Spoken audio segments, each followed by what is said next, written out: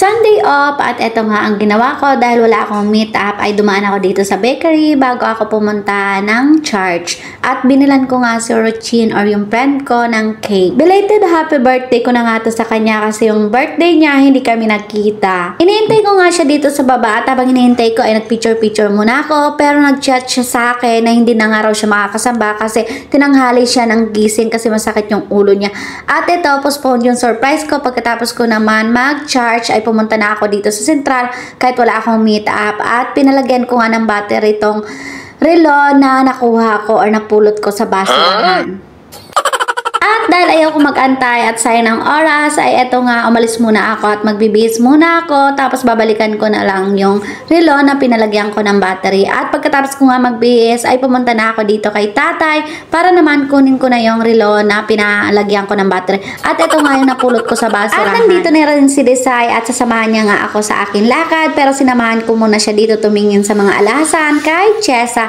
Dito to sa Central Worldwide. At dito naman ay tinuturo ko yung mga gusto kong bilhin sa kapatid ko tapos sa sarili ko din. At dahil wala pa tayong pambili ay hanggang tingin-tingin lang muna at eto na nga si Desai tumitingin ng mga sisig. At dito naman ay nagantay na lang ako sa labas at tinayaan ko muna siya makapili doon kung meron siya mapili. Pero dahil hindi niya nagustuhan yung nagsa-self-stock sa kanya ay eto na lang tumingin-tingin na lang kami dito ng labubo. Tinanong ko nga siya kung sakali mayroon siyang pambili ng labubo ay kung bibili ba siya. Sabi niya nga sa akin ay hindi daw kasi monster yan. Kaya naman same lang kami, ayoko rin bumili ng mga labubo.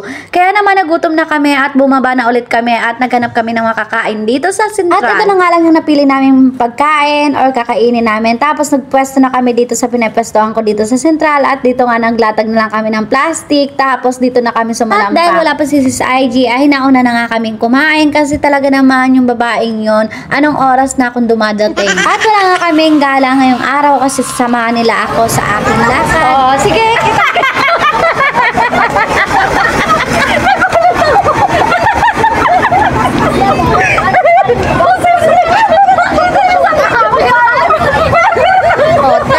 Kaibigan mo na pati pa yung ay kinatatamadan magbitbit kaya naman sa'yo ipapabitbit. Tawag ka ba siya, no?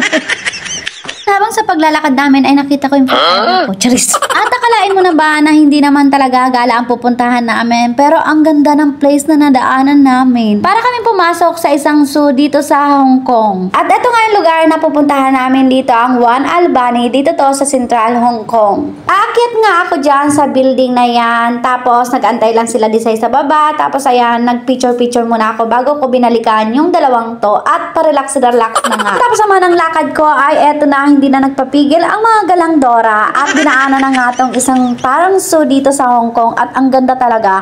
100 siya sa akin sa sobrang ganda para sa akin lang. At dahil meron pa ako naka-schedule na lakad ay konting minuto nga lang yung in-stay namin dito tapos syempre babalikan namin yan kasi maganda talaga yung lugar na yan at first time lang namin makapunta dito sa lugar na to. At habang pa-exit na kami sa lugar na to, ay meron pa kami mga nadadaanan tulad nitong flamingo. O, di ba sana all flamingo? At ito naman, yung parang kakilala mo na wala ka pang ginagawa, ay nakabusangot na. Tapos ito, si Tarta. At kamukha ko. Tapos nandito ulit ako sa Wan Chai. Kasama ko tong dalawang to. At syempre, dahil pabor na pabor kay Desai ang pumunta ng Wan Chai kasi nandito yung paborito niyang coco milk tea.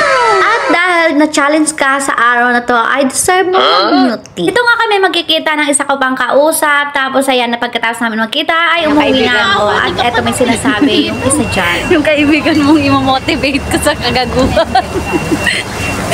Lumayas ka na, ayoko na makita pag bumuka. Kasi hindi ka hulugan tugin siya. Yung grabe. Ang pinili mong sabon, magkano yan? 230 pa. Okay, kami lang kaya ano na lang, tinugibs mo pa yan, ikaw. Uy, nangangatag pa nga ako nung kinuha ko ito. Sabi ko, baka hindi ko mabay. Sabi ni Aita David, uy, 290 lang yan. Hanip ka. Lumayas ka na. Ayan ang mas... Ano, 5 pesos na doon. Kasi yun yung bato. Lumayas ka na. Saka ako. Uy, naman nakaburaot ka na nga. Kaya nga. Salamat sa ako. Thank you rin sa pagdala ng payong at kape. Bye-bye. Bye-bye.